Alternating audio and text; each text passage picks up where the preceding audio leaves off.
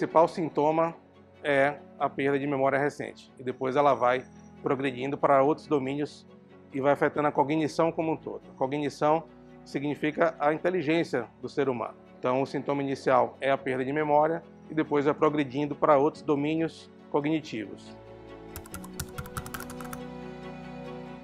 Doença de Alzheimer é uma doença que tem remédio.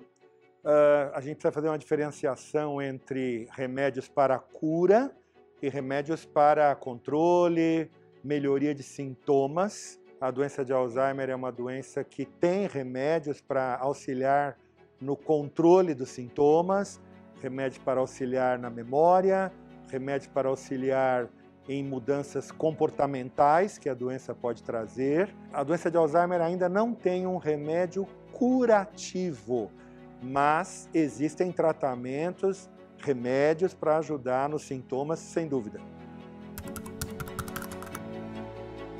A gente costuma dizer que para a enorme maioria dos pacientes, o caráter da hereditariedade não é relevante. Somente alguns casos selecionados, sobretudo quando a doença começa numa idade muito precoce, existe a possibilidade de haver um caráter hereditário. O neurologista ele vai conseguir separar os pacientes que requerem uma avaliação genética específica da grande maioria dos casos que não precisam desse tipo de investigação. É uma pergunta frequente dos filhos que têm pacientes com Alzheimer, saber se eles também têm um risco de ter. E de uma maneira geral, a resposta é que esse risco é baixo, exceto em casos selecionados.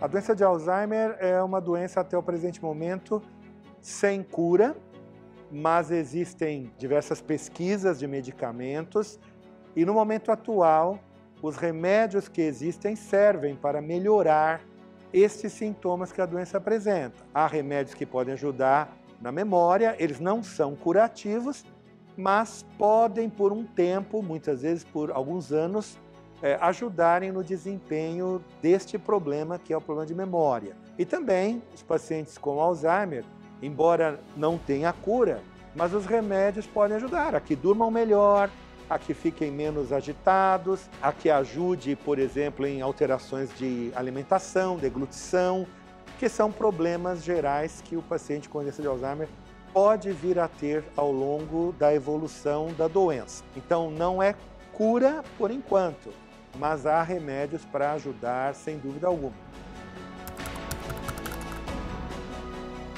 A faixa etária mais comum é a partir dos 65 anos de idade. E à medida que o paciente vai progredindo na idade, aumenta o risco dele desenvolver a doença. Existem casos de Alzheimer precoce, mas a grande maioria começa a partir dos 65 anos.